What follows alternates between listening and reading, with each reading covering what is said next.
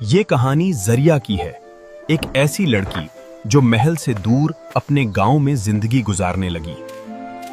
قدیم کیلابار کی سرزمین، جہاں سمندر کی ہواؤں میں نمک کی خوشبو گھلی ہوتی تھی۔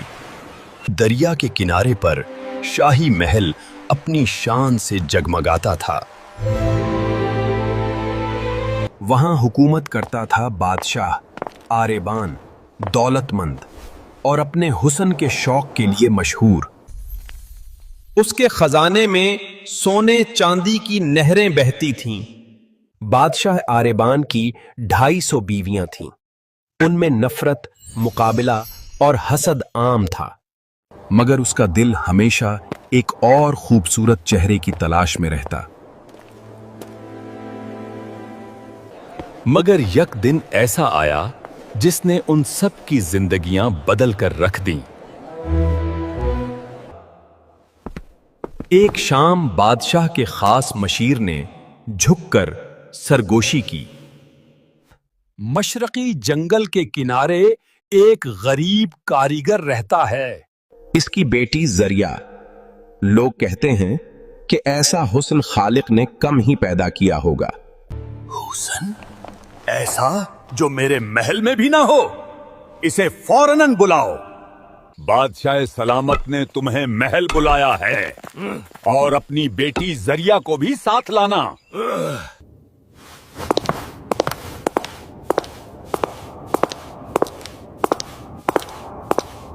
بادشاہ نے زریہ کی خوبصورتی دیکھی اور وہ دیکھتے ہی رہ گیا۔ غریب کاریگر بیٹی زریہ کو لے کر محل پہنچا۔ زریہ کالے لباس میں کھڑی تھی، شرمیلی مگر وقار سے بھرپور۔ تمہاری بیٹی زریہ، میں اسے اپنی ملکہ بنانا چاہتا ہوں۔ بادشاہ سلامت، زریہ گاؤں میں پلی ہے، شاہی آداب نہیں جانتی۔ مجھے آداب نہیں چاہیے، صرف وہ چاہیے۔ ہماری شادی کے انتظامات فوراً کرو۔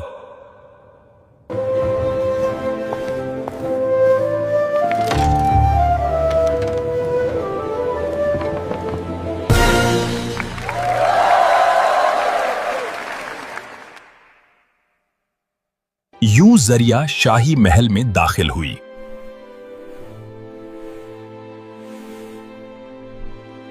اور بہت جلد بادشاہ آریبان کی سب سے محبوب بیوی بن گئی۔ اس کی سادگی، باتوں کی نرمی اور دل کا سکون بادشاہ کے دل پر چھا گیا، اور یہی چیز محل کی تمام بیویوں کے لیے آگ بن گئی۔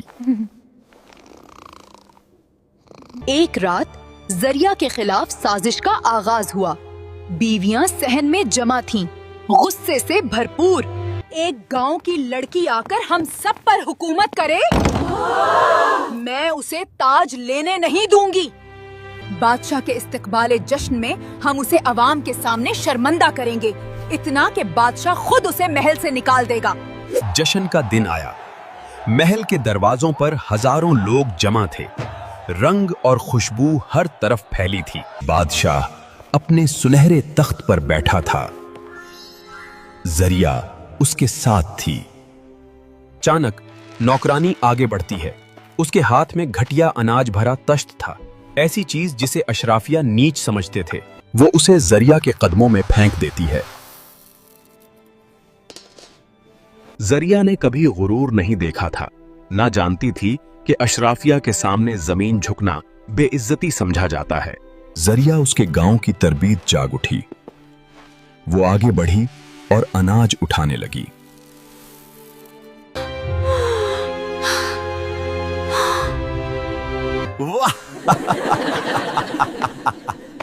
بادشاہ کی پسند کی ملکہ زمین سے کچرا سمیٹ رہی ہے۔ بادشاہ کا چہرہ سرخ پڑ چکا تھا۔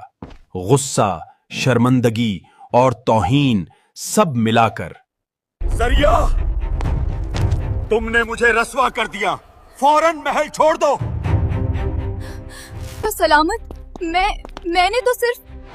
خاموش، نکل جاؤ۔ اس المحے زریہ کا دل ٹوٹا نہیں، चिकना चूर हो गया। बादशाह ने तलाक देकर महल से निकाल दिया।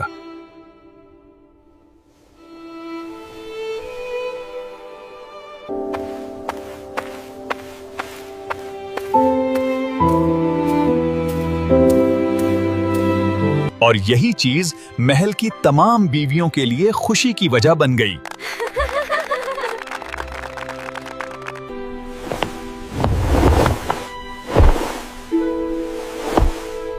उस रात बादशाह बिस्तर पर बैठा था।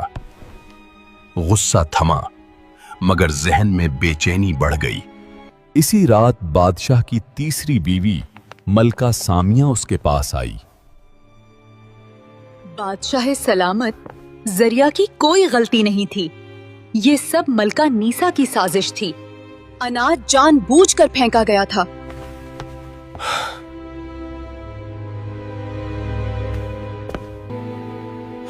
मैंने अपनी रोशन सुबह को अंधेरे में धकेल दिया।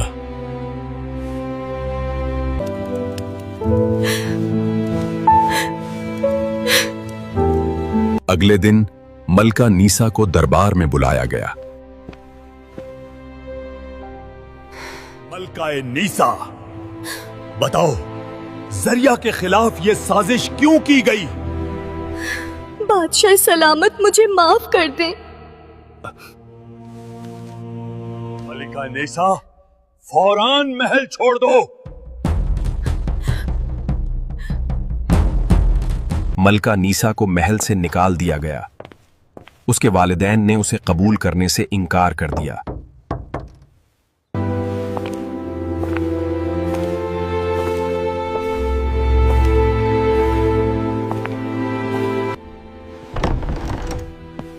बादशाह आरेबान हर रोज जरिया को याद करता। वो उसके कमरे में जाता, उसके कपड़ों को देखता और याद करता। 1 साल के अंदर अंदर बादशाह का दिल टूट गया। वो बिस्तर से ना उठ सका। मेरी सबसे बड़ी गलती जरिया को खोना था।